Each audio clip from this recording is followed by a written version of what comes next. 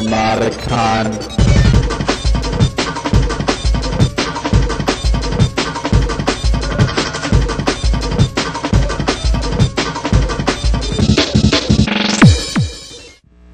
Good afternoon. My name is Mike Tetrault. I'm going to speak to you on threat modeling.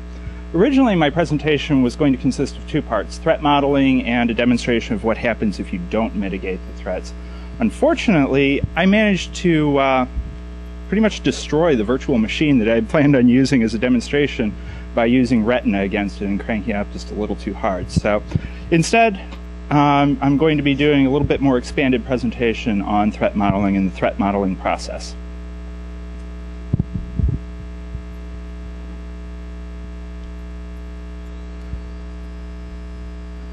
I guess the best way to introduce it is what it is. Simply put, it's a framework for improving the security of applications and infrastructure. It provides a way of analyzing what are the threats, what are the risks against those threats, and what are the consequences if those threats are not mitigated.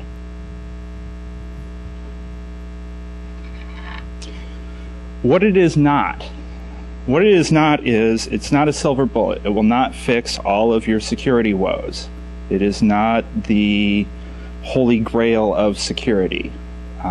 It's several steps in the right direction, but taken by itself, it's not sufficient to mitigate all risks.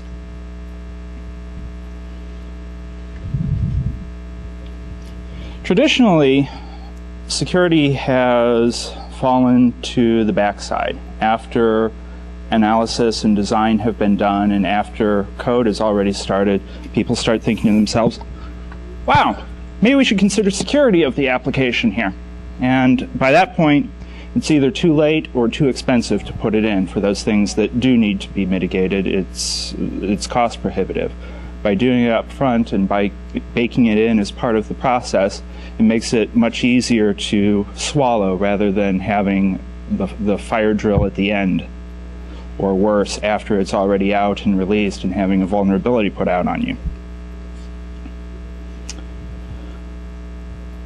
This presentation is solely an introduction. The actual process itself is very involved. The process, as outlined, is fairly extensive and really can't be covered even in a two-hour session here. What I'm going to give you today is the benefits and a high-level overview of what it does. But as far as the how, that's something that you guys need to research on your own.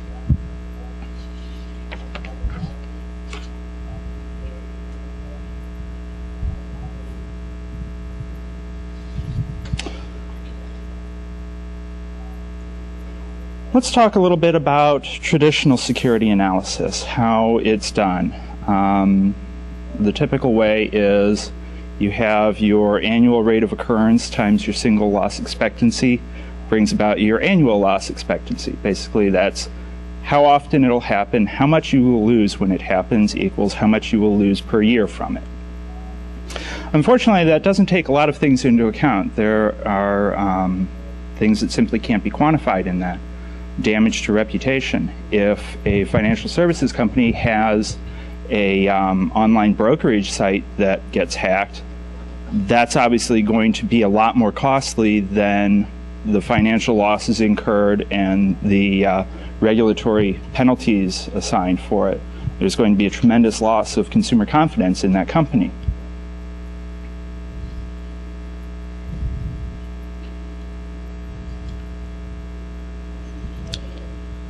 Another traditional tool is the code review.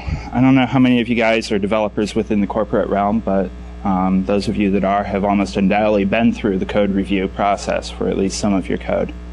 They're slow, they're tedious, they're moderately effective in most cases. Some cases they're not effective at all. It comes down to you have to be able to figure out what code is it that you need to analyze and look at in depth. You need to focus the efforts on those pieces, not lose sight of anything, because if you lose track of even one line of code within those critical components, you can leave a very serious vulnerability in there.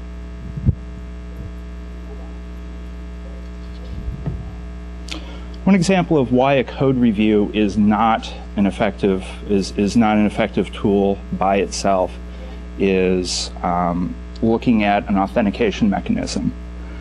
What a code review can tell you about looking at your authentication mechanism is whether it is secure or not, and whether it performs securely inside of itself.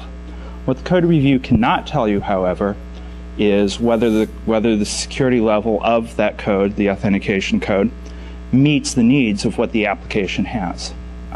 That's a byproduct of the code review not being an integrated part of the process. What threat modeling does is it integrates the code and the security requirements into a cohesive unit to allow for managing the entire process.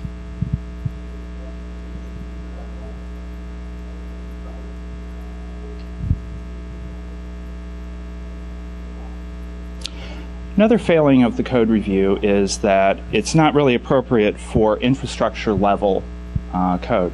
Code reviews are really best for very small, very defined, very critical structures within code. State machines, session handling, things like that. Places where an attacker is going to try to subvert the code. Where it's not so good is in dealing with large infrastructure type things. You have hundreds of thousands, if not millions of lines of code in core applications. There's simply too much there to be able to effectively go through in a code review, no matter how large the scope of it is.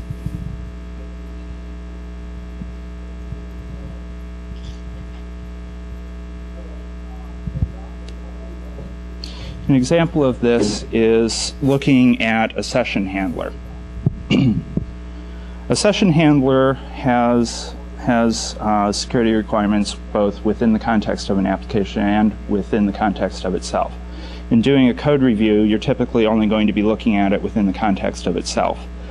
You'll be overlooking architectural issues such as having identifiers that can be guessed, which would allow you to predict who the next person is going to be.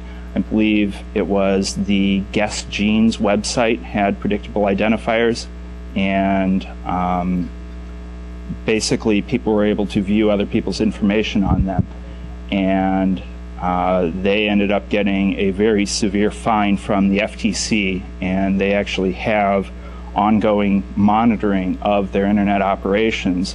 They have to have them reviewed by the FTC for, I believe it was 20 or 25 years. I don't know how long that's going to hold up, but that's what was originally imposed. Obviously, they were spanked pretty hard. Another thing that a code review is not going to find is a replay vulnerability. If I know what somebody else's session identifier is, if that request is not authenticated, then I can pretend to be that user. A code review is not going to, you're not going to have the requirement come out of a code review or have it enforced that all requests be authenticated. That's an infrastructure thing. That's something that's simply outside the scope of most code reviews.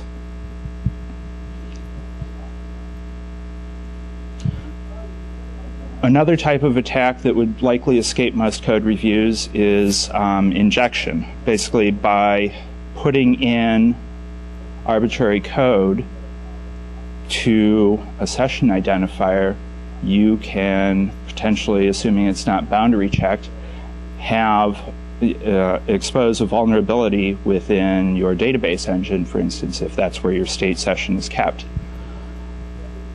One of the failings of code review in that would be that even though boundary checking may be in place, what would not be in place is a knowledge of what is the state engine going to be behind the scenes there. What is it that this particular session server needs to be on the lookout for to keep out of the state engine.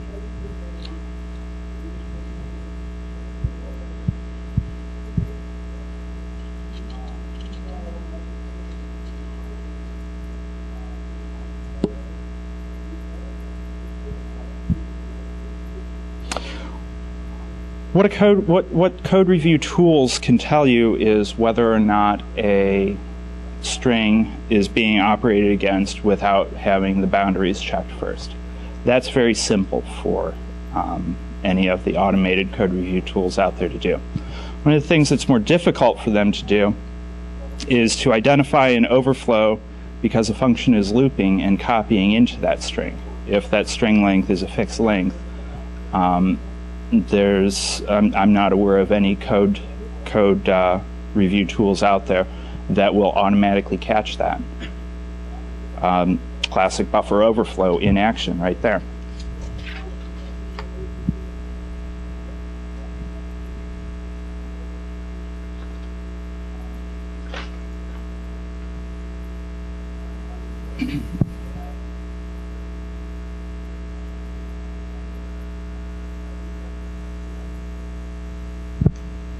Application security lifecycle. Basically, we have 7 steps here. The steps feed one into the other, although some of the steps will feed back into previous steps. It's not just 1 to 2 to 3 to 4, so on and so forth. As we discuss steps that feed back to each other, I'll point that out to you.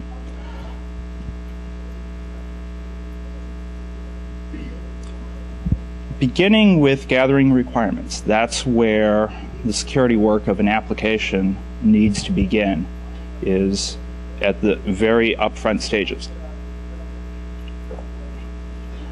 By having security be a consideration in the process from the requirement stage on forward, it's much easier to make changes to affect the security of an application.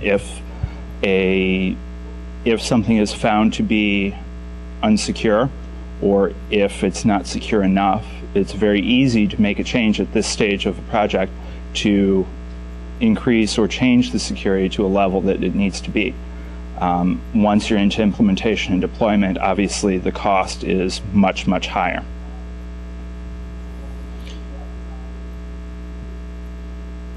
Some of the considerations that you need to take into account when gathering requirements as far as security goes are what is the deployment environment? Is this something that's meant for the small office or home user, or is this something that's meant for corporations, or is this meant for an organization that has higher security requirements than that, something like a military application, for instance? You need to keep in mind who your audience is for the product in order to effectively drive security requirements for it.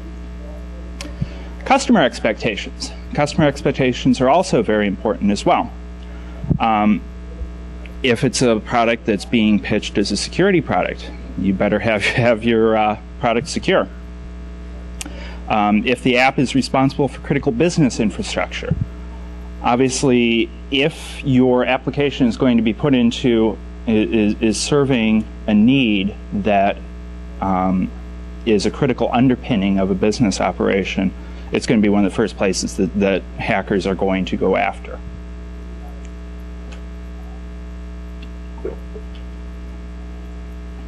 Another consideration is it widely deployed?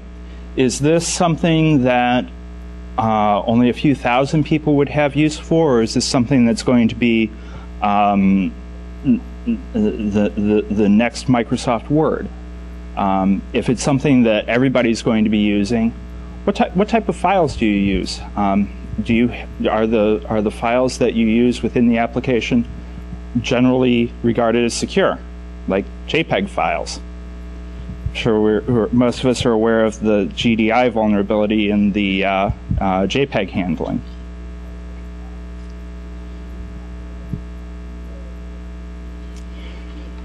One final consideration on this is whether the product is being positioned as being more secure than the competitors. That's up to those marketing people. Who knows what they're going to do.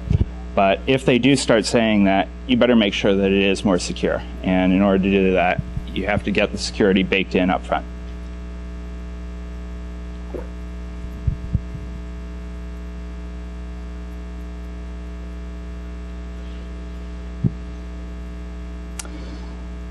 Securing the design.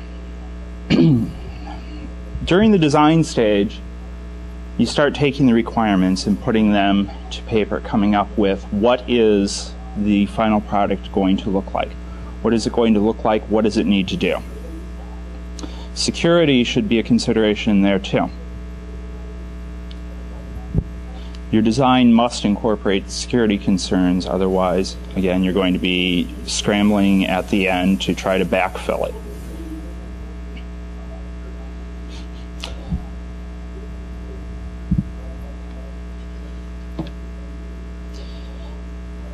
In your design, you may not be able to account for all potential risks. You may have external dependencies. Some of those external dependencies may be single points of failure. It's one of the requirements of having a secure design to be able to get around that and to deal with that in a secure fashion.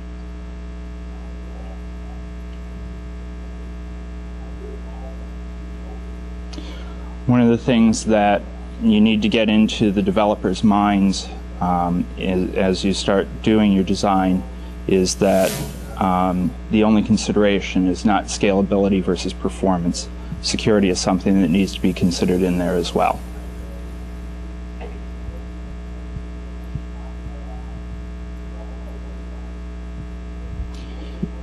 Threat modeling and architecture review.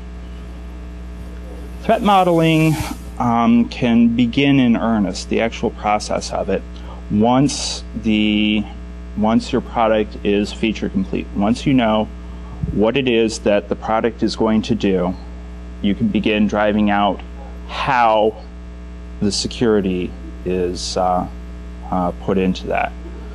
It becomes much more physical and much less theoretical at this stage.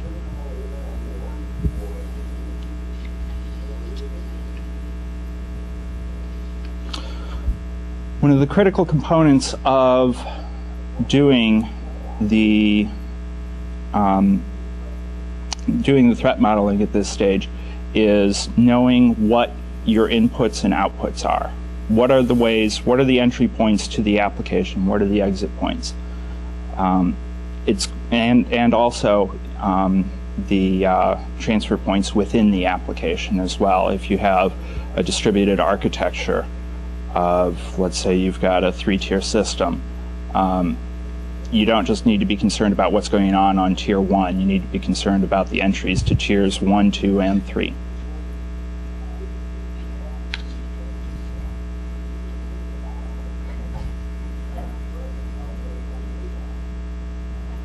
Code review. Code review is most effective if it's initiated as sections of the code go code complete. Reviewing code that's still subject to change or is not feature complete yet is a recipe for disaster. What's going to happen is you will review code and the code will change after it's already been signed off on as being secure code, and it won't be once in the final product.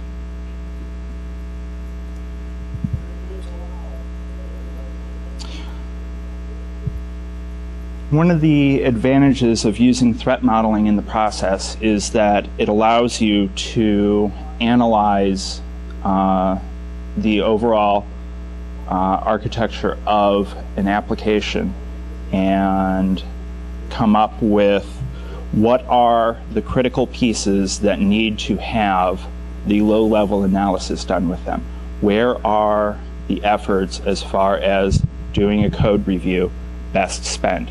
Things like your session engine, your state engine, your authentication mechanism. Those are going to be the critical points that people are going to attack first. They're the soft, vulnerable part of the application. It's your job to make sure that they're protected as best as possible. Using threat modeling allows you to drive out what are those parts.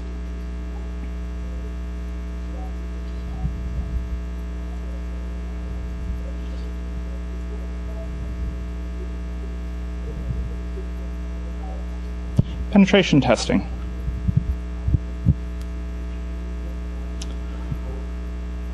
In addition to the standard, hire somebody to come in for a few days and poke around and see, jiggle the door handle, see if they can open anything up. Other things to consider as far as this stage of the life cycle go are, what are some products that are similar to the one that we're creating?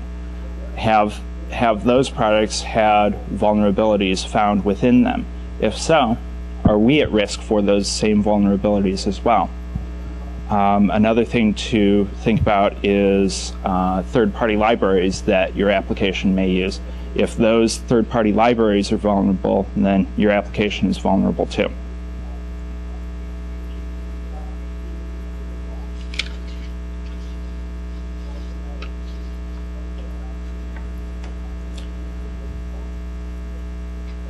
Securing deployment.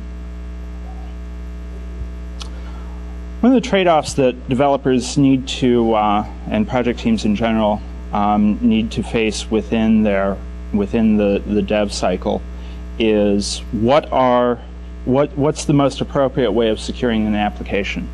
One of the problems with that is that the most appropriate way of securing an application may not necessarily be the best way of securing it. A classic example of this is the radical change in how Microsoft products are installed by default. You look back at SQL 6.5, the SA password was blank by default. Nowadays, if you want to have a blank SA password, you have to go through a couple of prompts that say, this really is not a very good idea. That's an example of an implementation or a deployment consideration. There are some instances where the most secure deployment may not work for a large portion of your customers. In order to deal with that, it's crucial that any security features of a product be well documented.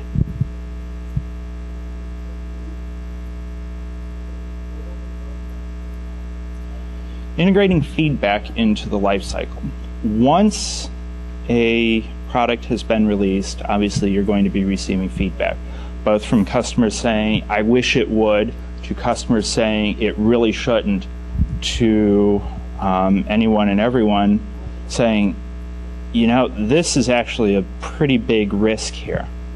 One of the things as a dev team you need to do is have a process in place following release of your product to integrate the feedback either into the next version or into any patches that you need to issue.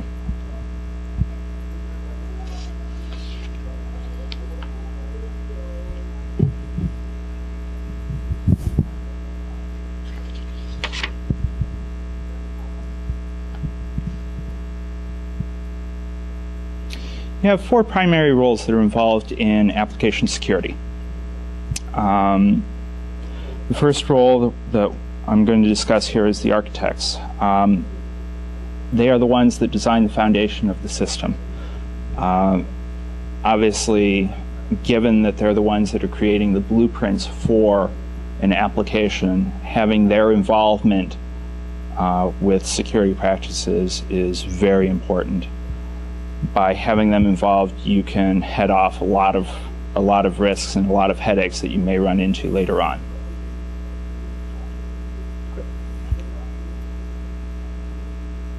Developers, obviously, they're the doers. They're the ones that do the code, that make the magic happen. They're also the ones that have the most intimate knowledge of the technical aspects of an application. As a result of that, they're also one of the primary sources of information as far as the threat modeling process goes. Not only are they one of the primary sources of information, they're also one of the primary consumers because they're the ones that are going to implement the changes that come out of the threat modeling process.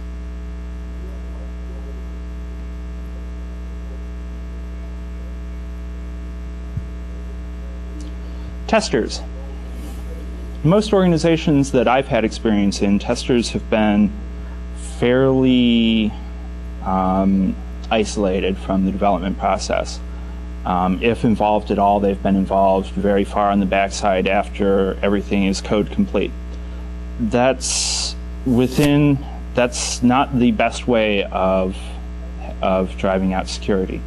Having testers involved throughout the process allows the testers to become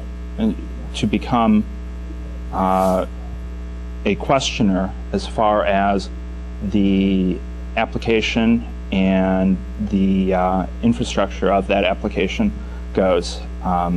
They can be a counterbalance. They're an outside party from the dev team. They're not involved with the development of it. By taking that role and not just making sure that the functional requirements of an application are met, they can help drive out security.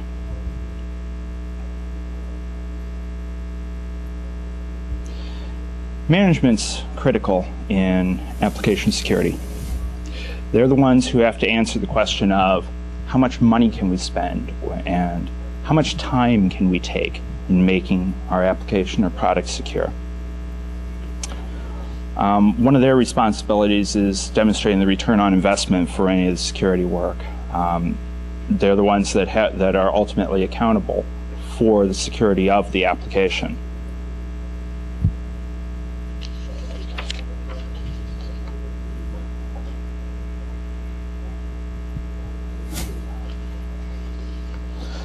So now that we've covered a background, we're ready to get into what is threat modeling.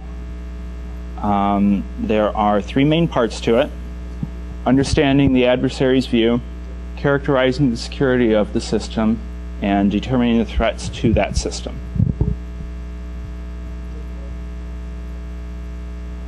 As far as understanding the adversary's view goes, you have entry points, assets, and trust levels. Entry points, fairly obvious. Any location where data or control transfers between the system being modeled and another system. Another way of looking at that is, how can an adversary interface with my system? An application can't be attacked unless an adversary has a way of interacting with it. An example of that is, I don't know how many of you remember Microsoft proudly proclaiming that NT4 is C2 compliant. Well, yes, it is. It could be made C2 compliant. It certainly was not out of the box by installation defaults. Some of the things you had to do as far as making it C2 compliant were to remove the network adapter and either remove or epoxy any sort of removable storage. So, sure, it's C2 compliant, but that's because there's no entry points at all to the system. Assets. What are the resources or components of a system that an attacker is going to go after? It's impossible to have a threat without a corresponding asset, because the asset is the threat target. Assets are both tangible and intangible. You can have tangible assets like a process token or a database table, but you can also have intangible assets, things like data consistency and relational integrity. If you can affect an application at that level, then you definitely have the ability to wreak havoc within the application.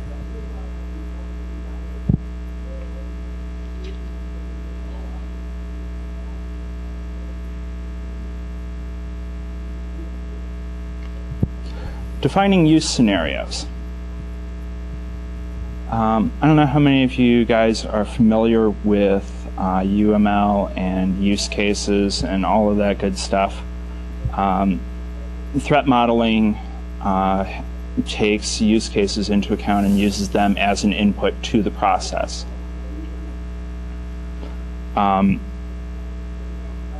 Basically, what the use scenarios cover is how and why will a component be used.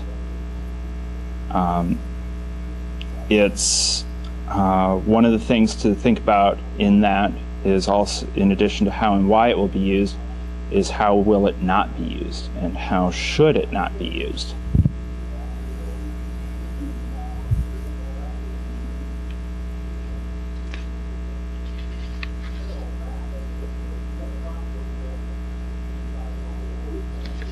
Identifying assumptions and dependencies.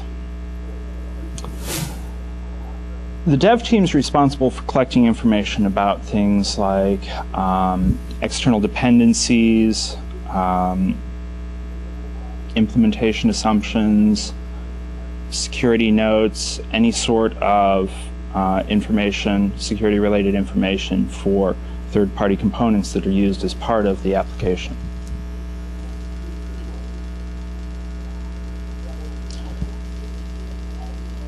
When looking at external dependencies, what is important here is documenting the security of the other systems that can affect the security of the system that you're working on. In a nutshell, if you're depending on something that's vulnerable and that's an integral part of your application, you're vulnerable too.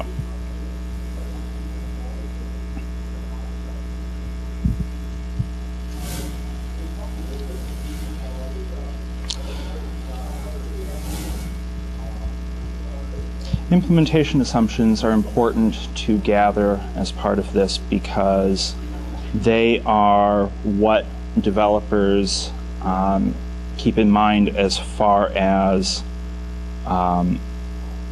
security, designing the security of an application goes. If it's assumed that an application is going to require transporting data over a public network, then obviously the security requirements are very different than transporting totally non-sensitive information across a customer's own network.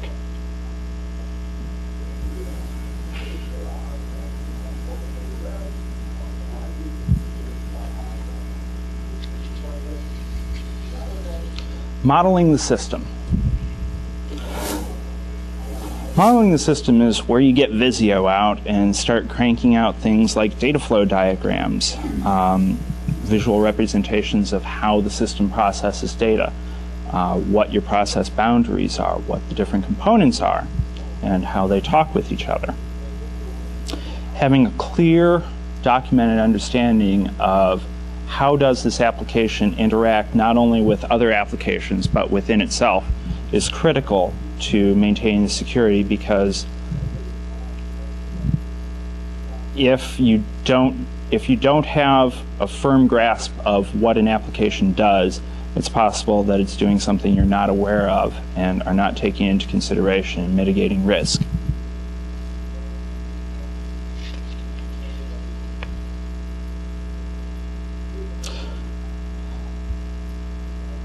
Some of the questions that you want to answer out of modeling your system include things like, how are protected resources affected? If somebody does nasty things here, what is the risk over here?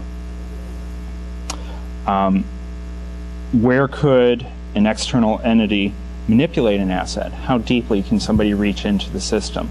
An example of that is the classic SQL injection. A user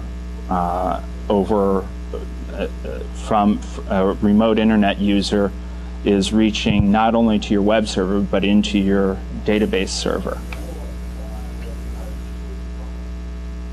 What processing occurs beyond an entry point? What happens to input from a user once it enters the realm of the system? Is all data boundary checked prior to being brought any further into the system? What action is taken on behalf of the external entity? What types of things can a user request initiate? Something that may not be obvious to a user. They may not even realize it. Just a simple example of, let's say you have like a Flickr site, for instance, and you're going and you're uploading your pictures. Most people aren't going to think that when I upload my picture, I'm writing something to a file system somewhere. If the Flickr folks hadn't thought of that, I'm sure somebody else will think of it for them.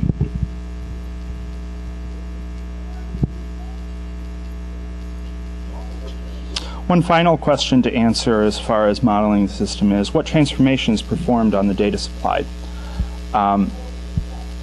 What this speaks to is taking input from a user, and are we putting it into a buffer? And if we're putting it into a buffer, is that buffer sized appropriately? Is there a risk or a potential for a buffer overflow to take place because we're trying to put too much information in too small space?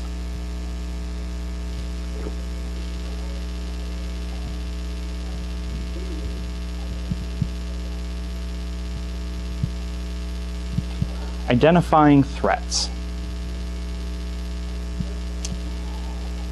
After you've cataloged your entry points up front there, what you do at this stage is to look at the entry points and determine how might somebody try to do something here. What might they try to do? Obviously, you're going to have very different thoughts on that within a form in a web application. For a public-facing website that users are putting information on that they're not authenticated first, versus an extranet application that is exposed solely to business partners that has strong authentication required to access it. Your security requirements are very different in each case. The one way of classifying the threats is by breaking them down into general classifications. One way of doing that is the STRIDE model. STRIDE is an acronym standing for spoofing, tampering, repudiation, information disclosure, denial of service, and elevation of privileges. Some attacks cross multiple, or some attacks fall into multiple categories, but the STRIDE model provides one way of cataloging vulnerabilities.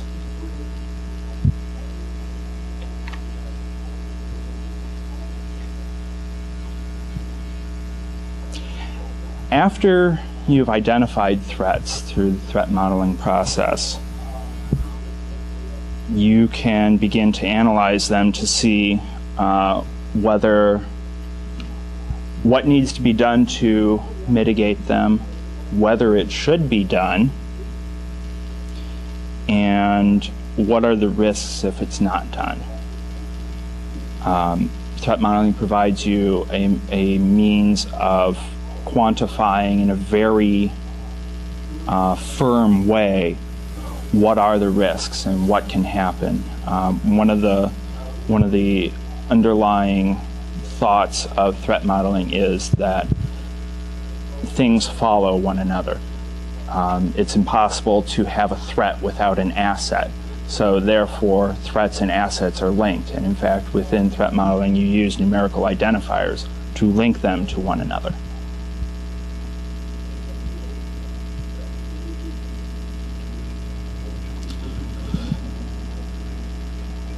After you've cataloged your threats, you create threat trees. Threat trees are what you use to determine the vulnerabilities of a system. Threat trees can take a threat and decompose it into testable conditions. If I do this, then I should get this. If I do this, then I should not get this. It's the threat tree where you break your threats down into the condition checks.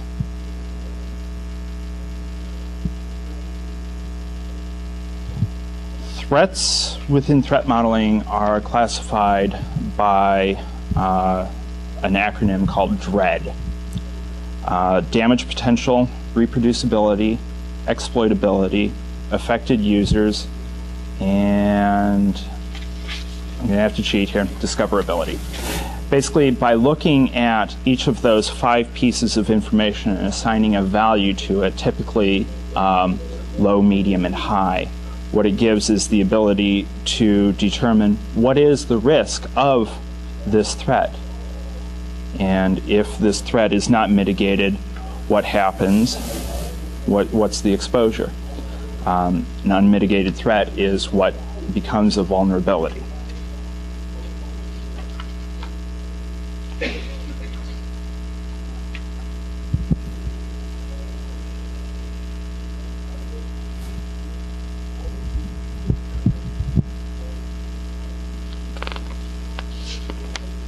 Keys to threat modeling success.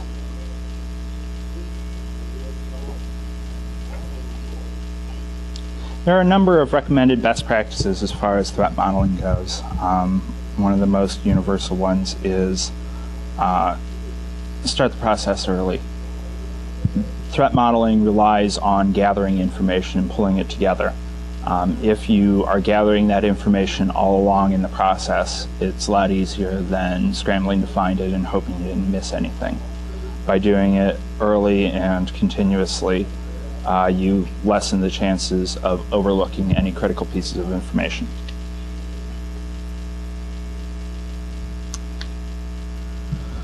By meeting on a regular basis, you keep security in the minds of the project team. Without meeting on a regular basis, what tends to happen is that security slips by the wayside, is forgotten, and at the end, prior to implementation, everybody starts running around trying to figure out what do we need to do, what do we need to do.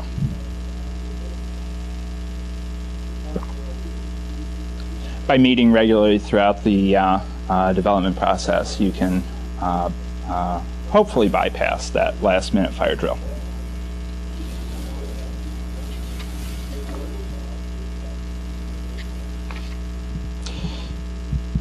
By including people that have security background but don't necessarily have an in-depth knowledge of a system, it allows you to get a second opinion.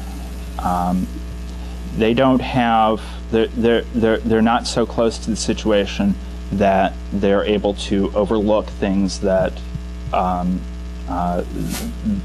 they see things that people that are deeply involved may not see.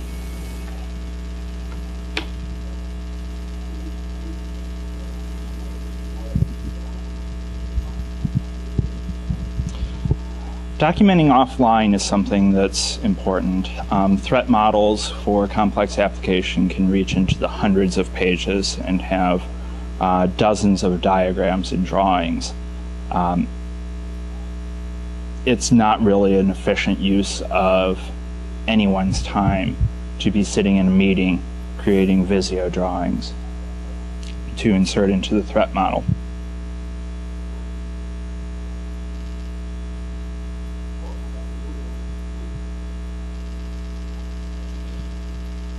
It's important to update parts of the document during the meetings by including notes within the living document as you're meeting about it. It allows you to not forget something that came up. Again, you're not supposed to sit there and dutifully note everything and spell check and grammar check everything, just enough to jog your memory when you're going back to actually complete the threat model document. There are some parts that should be done prior to any meetings, though. Things that have inputs from information gathered since the previous meeting should be completed before the regular meeting so that they can be built off of.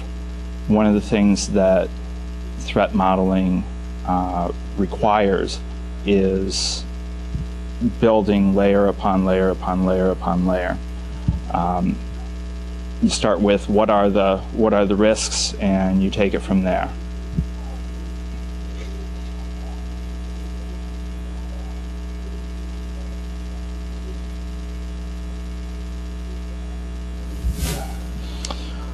One of the things that will make the meetings go a lot more smoothly is not letting the discussion spin out of control into what do we do to fix this. That's the developers' jobs to figure that out. Where you need to focus the regular meetings on is what are the threats, and how are we going to what sort of risk level are we going to assign to them. That's how the output of the meeting can be given to the developers so that they can actually implement and mitigate risks identified.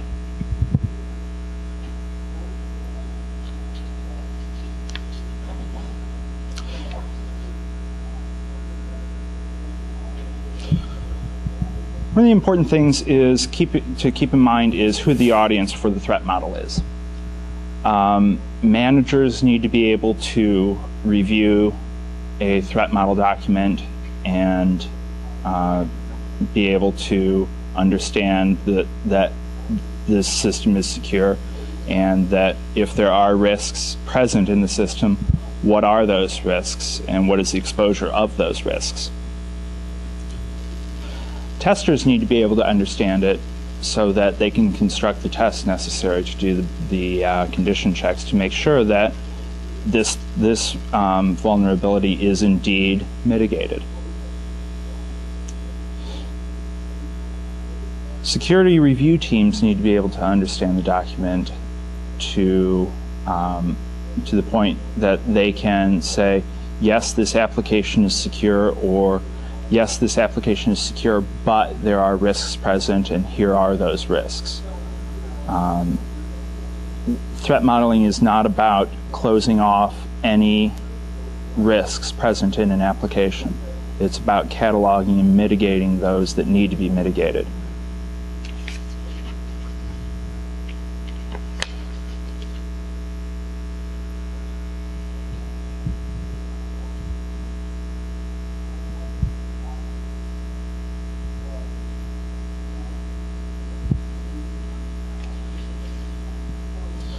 Some additional keys to creating effective threat models is understanding what the difference is between a feature level and an application level threat model. Working on feature level threat models is much more involved and reaches much more deeply into an application than an application threat model.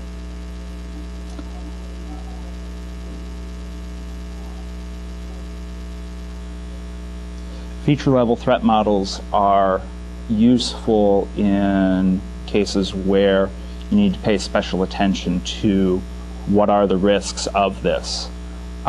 Examples of that stuff like authentication and authorization mechanisms, things that you would do a code review on, you probably want to do a feature-level threat model on.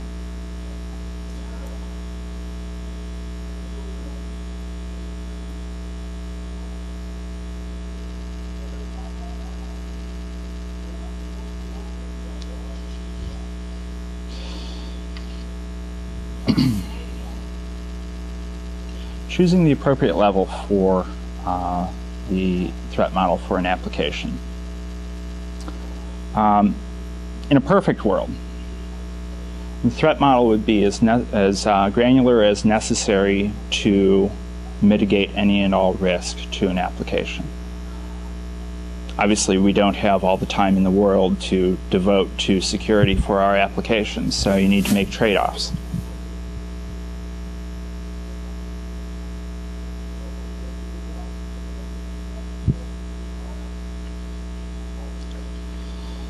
You need to be careful about cutting it too close and working at too high of a level and not looking at enough of your components, because if you don't, obviously you run the risk of leaving something open that really should be closed.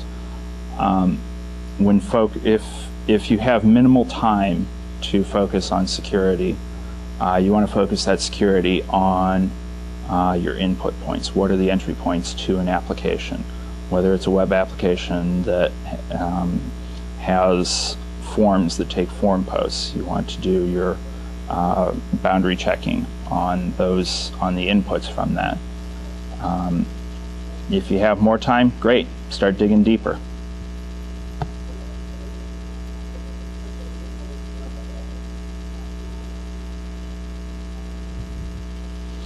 Some investigations as far as looking at security are best performed with a code review. It's difficult to do a code review for an entire application, but it's much easier to do it for the critical pieces of that application, things that accept input, things that determine access levels, things that divide information between users. If you use an object to hold user state, then obviously you want that to be as secure as possible.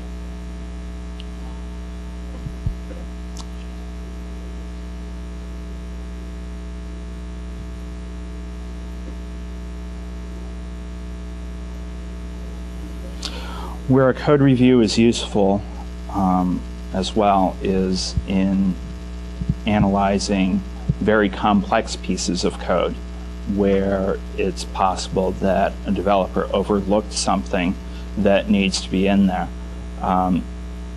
Some code is more complex than others. The more complex it is, the easier it is to forget something. And if something's forgotten, then the possibility exists that a vulnerability has been inserted because of that.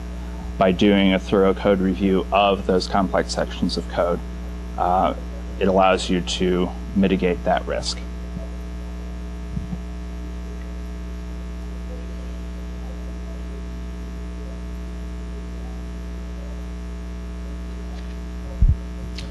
Code reviews are also helpful when the threat is implementation related and would be countered by secure development practices. I mean, let's face it, not all developers are security experts. Hell, very few of them are. But there are patterns and procedures out there for developers to use as guidelines for writing secure code. Don't accept input blindly. Don't check the length of an input before putting it into a fixed length buffer. I mean, things that should be common sense but aren't. Code reviews allow you to check up on the developers and make sure that such details are in place.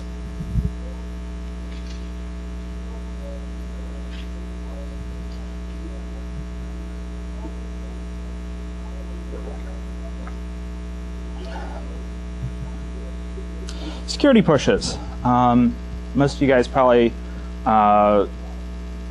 remember the recent push by Microsoft where we're putting development on hold for 6 months while we send developers scurrying through their code to make sure that it's secure.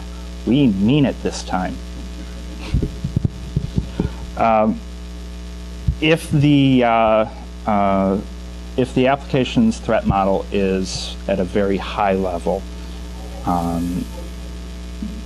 looking at only the most basic of things that it needs to, then having a security push may be useful for that application.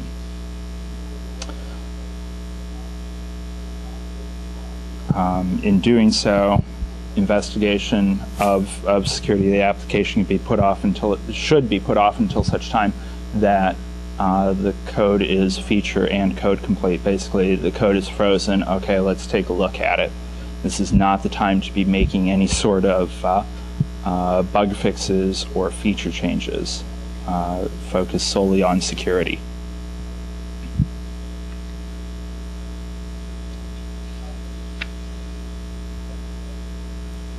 one of the risks of relying on a security push to put security into an application is that the features won't be complete and that the timeline will not allow for a full breadth of security push to take place. I'm sure we've all run into circumstances where you're working on a project and requirements aren't solid and they're ever changing, and you bump up against implementation and you have to choose between, well, do we make it work or do we fully stress test it? When doing a security push prior to implementation of an application, that's not a choice you can make. It's not acceptable to say, well, we need to implement a few more features, so we'll just cut down the time for this security push. Hey guys, what's that noise?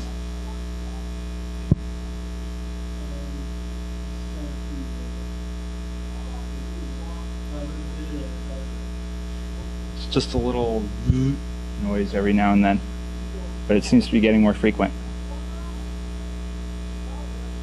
Okay, just keep an eye on it. Penetration testing. Penetration testing can be used to investigate threats for application level threat models. What you do in a penetration test, obviously, is you simulate what is an adversary's view of this application. You can use either,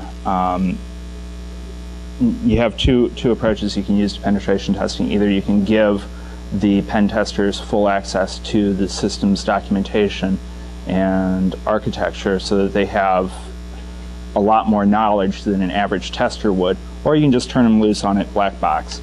Both approaches have their pros and cons. One example, one time when penetration testing is an appropriate security measure is when it's too costly in terms of either time or money to do a full code review of an application. A lot of times you have big applications that you simply can't do a full code review on. Focus in on the critical parts of the application and let the penetration testing deal with the rest of it.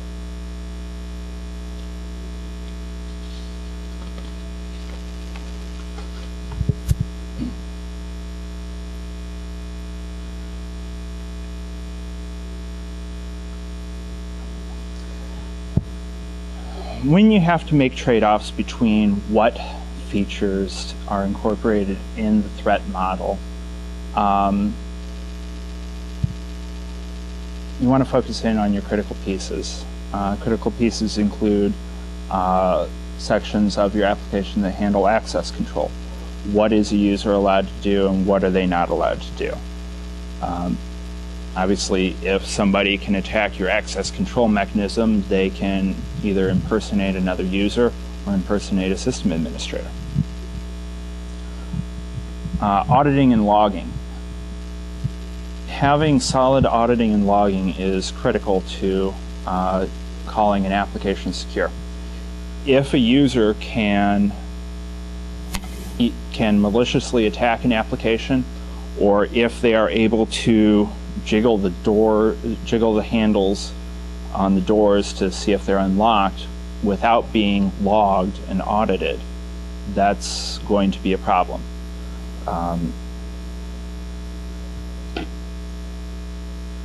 An example of that is within a Windows system, you have the security log, and the security log can audit all sorts of information. But one of the things that you can do is you can make the system shut down if the security log fills up. What this does is it ensures that nothing will be lost as far as security details go. But one of the drawbacks of that is that if you're not paying attention to your security log and it fills up, well, your system's not available to the users until it's cleared.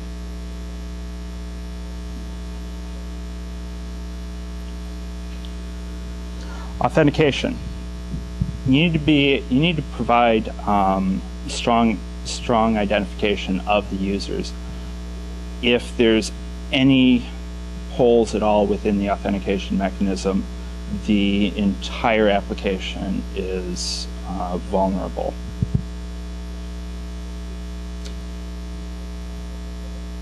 Data formatting and protocol parsing.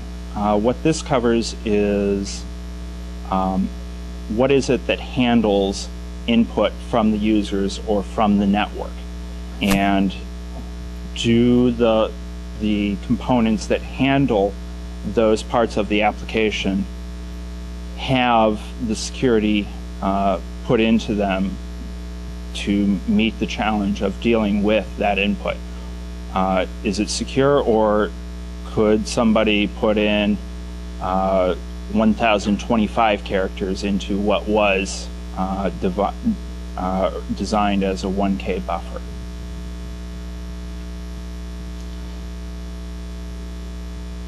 Sandboxes.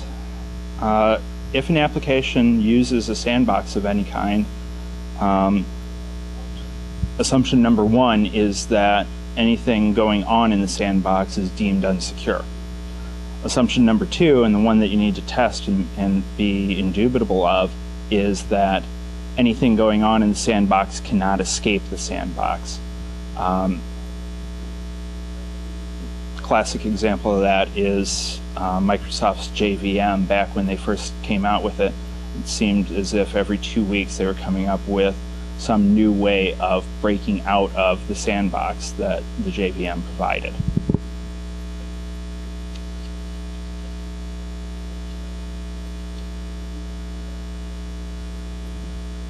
Skipped one. Permissions. Pretty straightforward. Granting or denying a user privileges within a system. If you got to be sure that your permissions are strongly enforced and that they're done in a secure fashion. Session management. You need to make sure that the session management is every bit as secure as your initial user authentication. If the session management system is vulnerable to any sort of replay attack or any other kind of hijacking, then you've essentially invalidated your authentication system, because a user can impersonate any other user.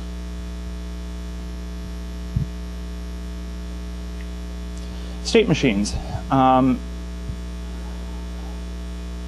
The state machines are, an example of a state machine is requiring a user to log on prior to accessing an application.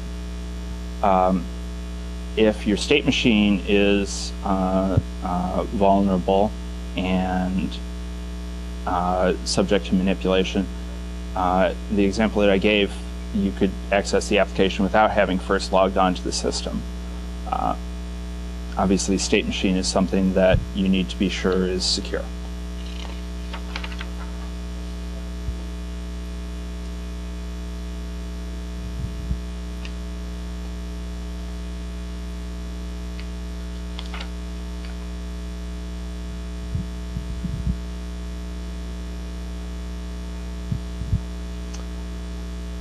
Additional things to making the threat modeling process as effective as possible.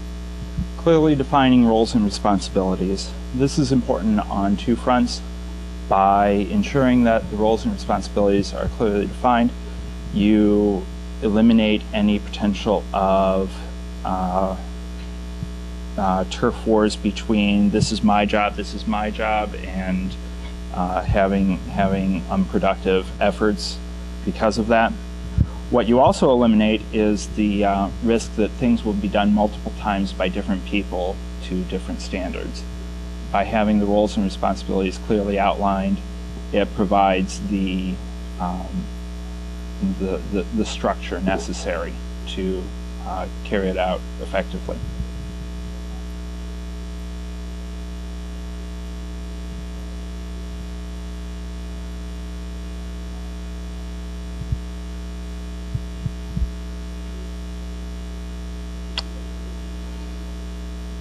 Determining which applications to model.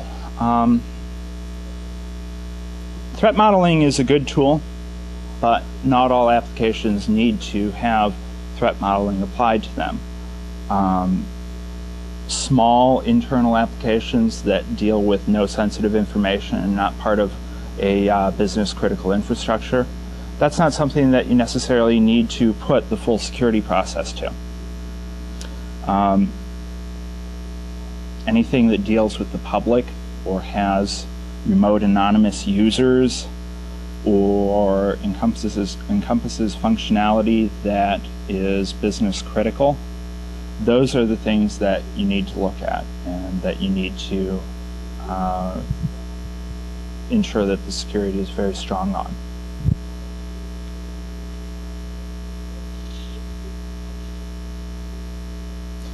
You need to know whether you're modeling a server or a client-based application. The simplest way of explaining the difference is that a server-based application is something like a web server and a site contained on that web server. Client-based application is something like, we'll throw out Word as an example, your word processor. Your client application requires the user to take action, to make an active, take an active role in any sort of risk that may be there. Something like the bazillion worms or bazillion Trojans out there that that mass email everybody in your contact list and send them to everybody there. Typically those take a user action, opening an attachment.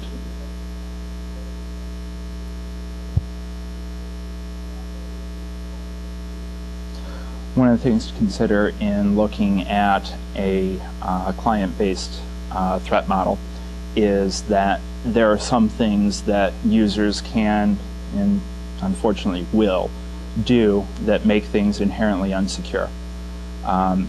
You need to make sure that you recognize any such behavior as being out of bounds for the threat model. There's only so much that you can control. You hand somebody a knife, most people aren't going to stab themselves, but somebody might try, and you've got to say it's not your fault.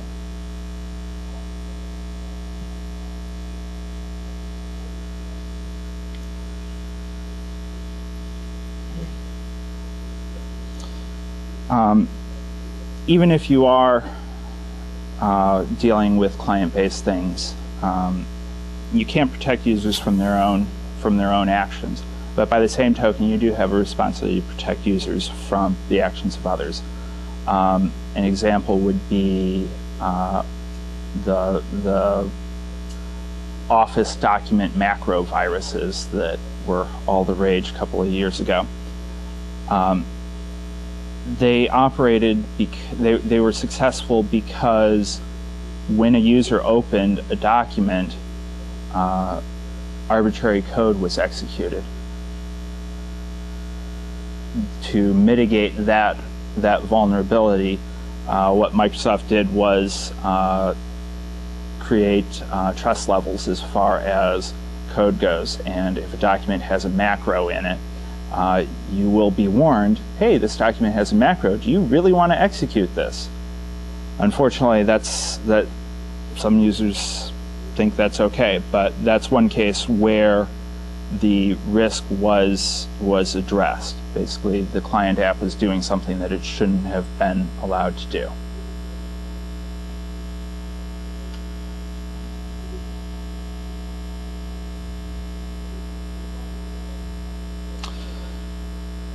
In order to consider a threat model complete, it needs to resolve all threats. Resolving a threat does not necessarily mean that it has been sealed off or fixed. It simply means that it has been acknowledged. Some vulnerabilities are not critical enough to be closed or do not have enough of an impact if they are exploited. They're not closed, but they are resolved. They're basically accepted. If a threat is unresolved, then the security of a system can't be quantified. As I said before, threat modeling relies on or allows for the quantification of the security of a system. If a threat has not been fully explored and acknowledged, then the threat model is not complete and the security is not quantifiable.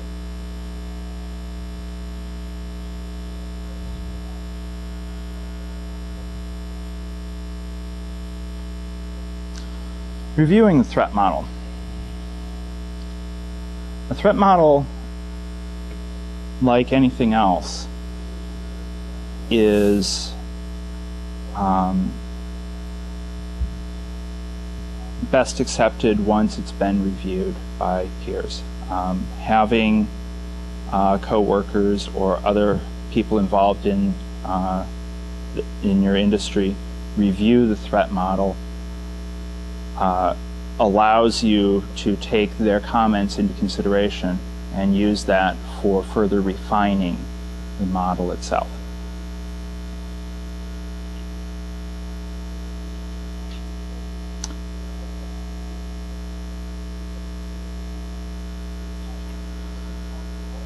Additional outputs of reviewing the threat model include ensuring that the model is consistent. If you've chosen to implement a feature level model, having your threat model reviewed allows you to ensure that you've maintained a consistent focus, a consistent level of detail throughout the document. That's not to say that you can't put more detail into your high-risk areas of the application, but it is to say that you've been consistent throughout in looking at everything. It also ensures quality of the threat model itself and provides feedback to the team that created the threat model. We learn by doing and receiving feedback from those things that we do. That's what allows us to create better stuff.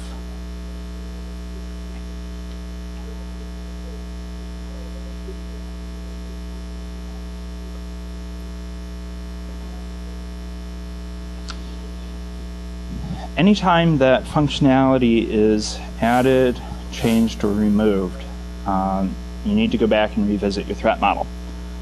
Anytime that any of your inputs change, you have to go back and revisit your threat model.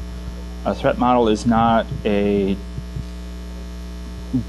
deliverable of a project and it's done. A threat model is and should be a living document that changes over time as the application changes. It should be considered an integral part of the application's documentation.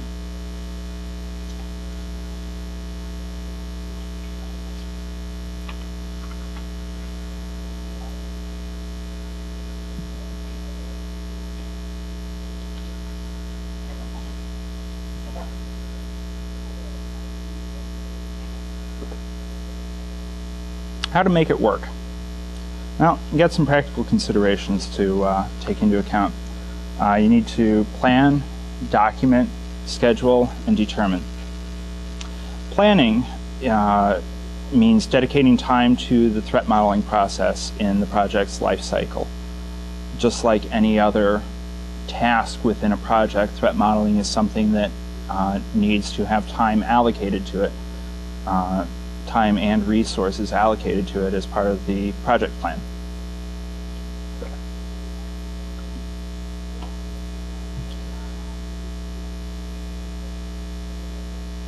Threat models can be used to design the security test plans.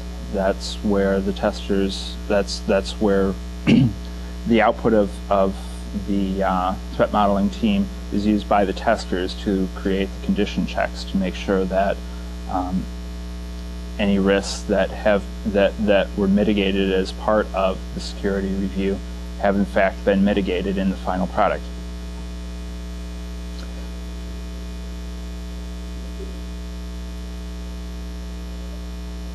Documenting. As I said before, threat model should be considered an integral part of the documentation of an application. Any changes in the application need to be integrated into the threat model. If the threat model and the application fall out of sync with one another, it will require a lot of effort to bring it back up to where it was. It's a lot easier to make those incremental changes rather than doing it as making the changes in a generational type process.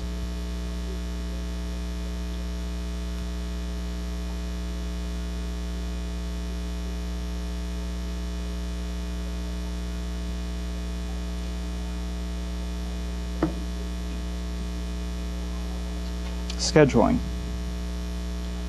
Not every project can afford the time or the money that it takes to do a full-blown threat model. That's why one of the things that you do up front is decide what type of model you want to use. That's what allows you to put into the project plan, the threat model will take this much time and require this many resources.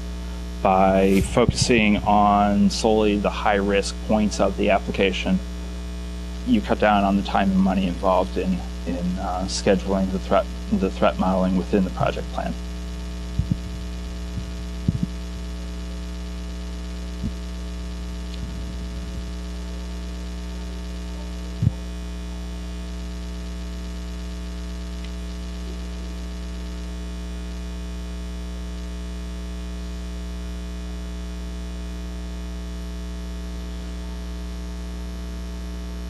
The costs of fixing security issues within a project are usually measured in man-months. When a security issue is caught early and upfront in a project, it may be as simple as making a change to a drawing on a whiteboard. When a security issue is identified in a product that has already been pressed to 300,000 CDs, obviously it's going to require a much higher cost to mitigate that risk.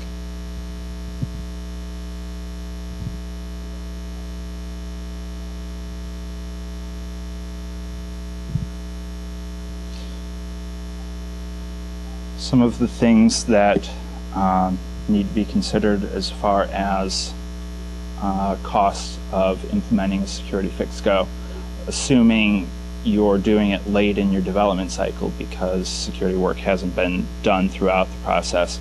You have to take into account how much is it going to cost to distribute a patch to the users. A lot of that has been driven down lately because we have this whole internet thing that we can go and download things from instead of having to receive a CD from a vendor or a floppy. You have costs that are incurred by your customers as far as what it costs for them to fix your crap. If you left a vulnerability in there, they're the ones that have to go in and clean it up. If you have 500 Microsoft servers that are vulnerable to the latest MS-05 whatever, it's going to take time, and time is money to fix that. You need to include that cost as far as your cost model goes. You have intangible costs as well. Consumer dissatisfaction, damage to company reputation. Those can be very high costs to endure.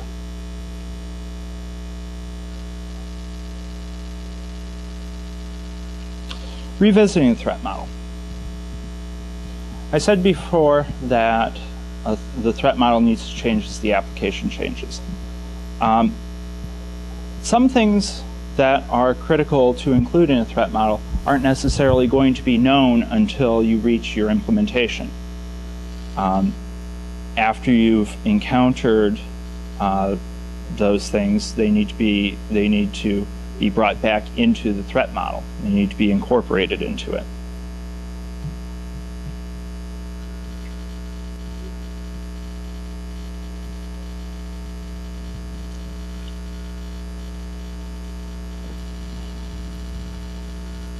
Just as implementing a single security feature into an application will not make that application secure, creating a threat model and not updating it will not make that application secure either.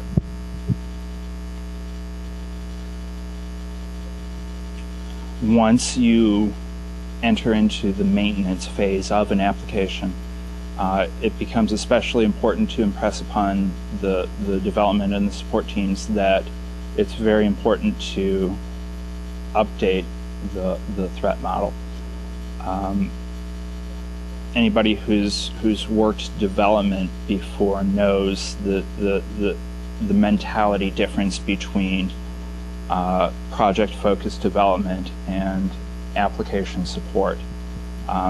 It's critical to impress upon the support folks that this is not something that only the project folks do. This is something you guys do also.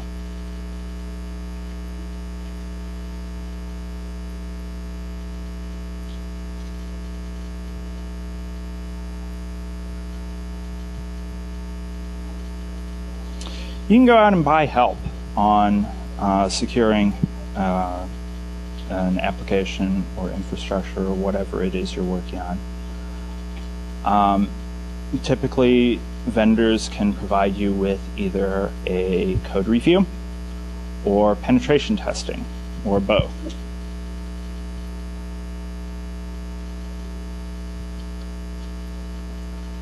When evaluating a vendor for any security services, be sure that you're clear on what their procedures are. There are a lot out there that have a very haphazard approach, and it's up to a lot is left to the individual's discretion as far as how to carry out the penetration test. You may get lucky. You may get one of the good guys. You may get unlucky. You may get somebody that just started doing it 2 months ago.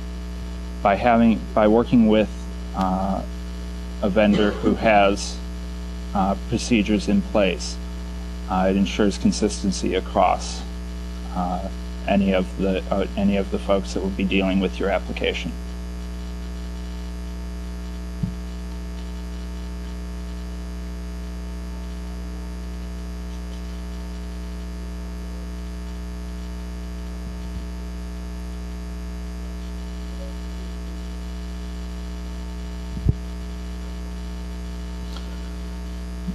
As far as managing the threat modeling process, like I said, it should begin up front when you're doing your requirements gathering.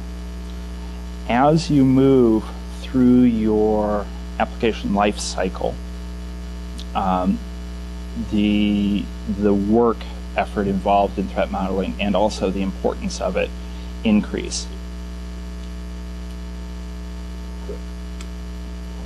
You work at a very different depth level in threat modeling between requirements gathering and when you're actually doing your development.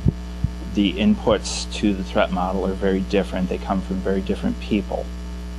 When you're doing your implementation or your development work, a lot of your inputs are coming from the developers. When you're doing your requirements, they're coming from your system analysts.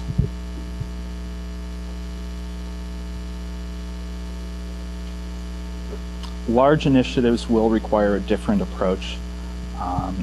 You can't really have one team that overall is responsible for the entire threat model.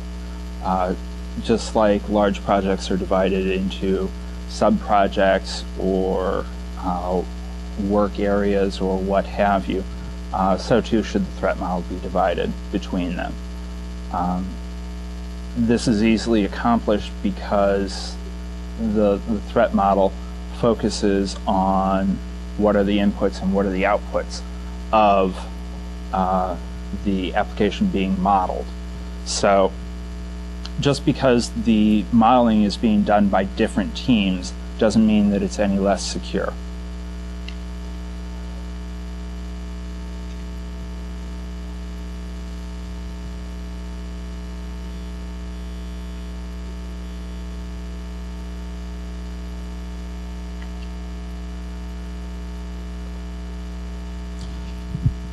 As far as how much time to allocate to the threat model, there's a lot of questions that need to be considered. How complex is the application? If the application is very complex, then obviously it's going to require much more extensive threat modeling. How much risk does the application face? Is this something that's public-facing, or is this something that's just meant to operate standalone on a home user's PC? Does the app listen on a network? If it listens on a network, obviously you're going to need to be much more careful as far as your inputs go, because your inputs could be anyone. Does the app accept input from high-risk sources? It's the difference between a VPN server that allows next to nothing until a user authenticates against it versus a publicly accessible web application, which allows input from anyone and everyone. Does the application protect valuable resources? I mean, are we storing grandma's recipes here, or are we storing her banking records? Obviously, the level of effort put into threat modeling is very different between the two. Is security under particular scrutiny?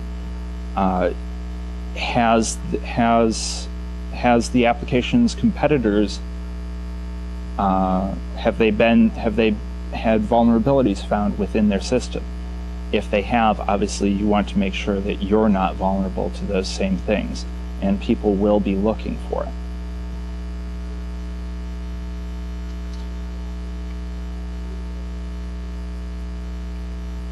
One important thing to keep in mind as far as updating the threat model goes is that if you rely on anything, any components underneath you, any changes in those need to be incorporated as well. If you're relying on third-party components to perform critical pieces of your application and those components change, then your threat model must be readdressed as well.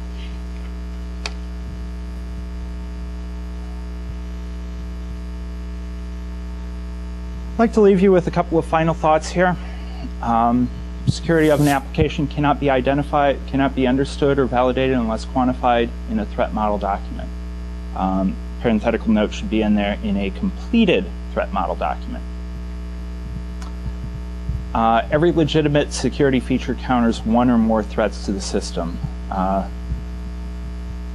Just because something is really cool security doesn't mean that it's necessary if there isn't a threat that it counters. Reliability of software impacts business continuity. If your application's vulnerable and it handles business critical stuff, you will hear about it. You haven't experienced fun until you've had to listen to the line of business folks screaming at you about, why isn't my system working? Not that I've ever heard that. Public networks are becoming increasingly hostile as new techniques are discovered. 5 years ago, cross-site scripting wasn't even on the radar, at least as far as I'm aware. Now it's something that you need to watch for in any sort of web application that you do.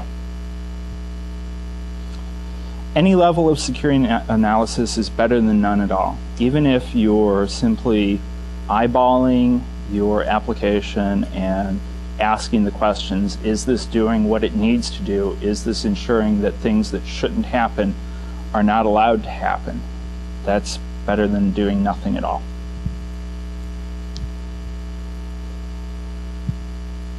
Any questions?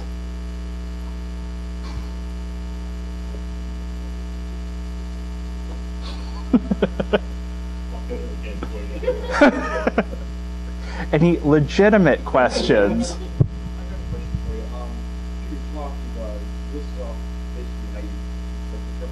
You also mentioned the teams that people will be analyzing the web model. Can you give us an example of teams and like how they analyze that? Discovered a threat and then mitigated it. Then you pretty sure you have a order that you expect further and address it. Do you want one where a vulnerability was found after the fact or where it was found during the dev cycle? Okay, during the dev cycle.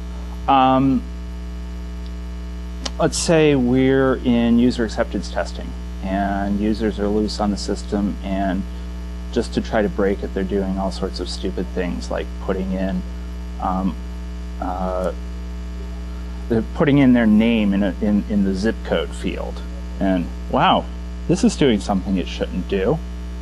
Well, they feed that back to the project team. The project team has, assuming that a system architect is still involved in the project at that point, they would likely be the ones to go to the threat modeling team. The threat modeling team consisting of senior developers, system architect,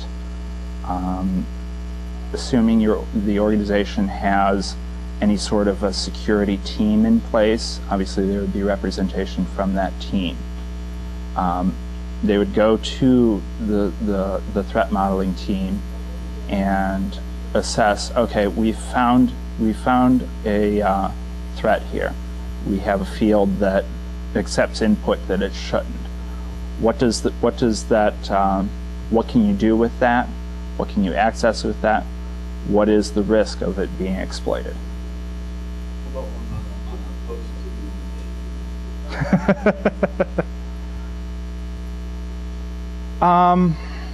That would fall to however your post-implementation support is structured.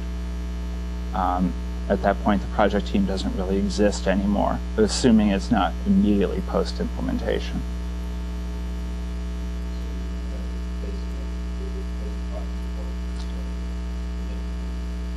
Right.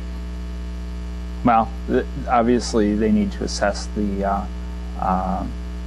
what is the risk of waiting to fix this.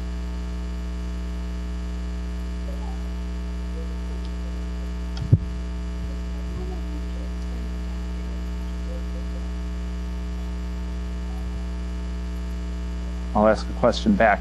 Does project lifecycle include the maintenance phase?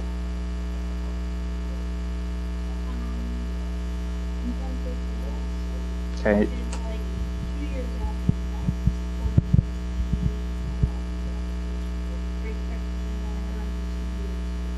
That's why it's important to make sure that your support folks are aware that any sort of changes that are made as part of break fix need to be reflected in the threat model,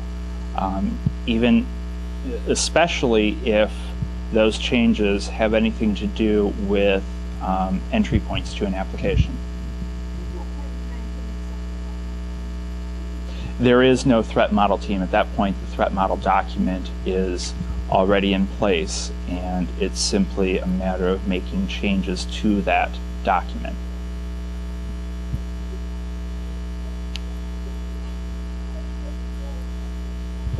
Any other questions?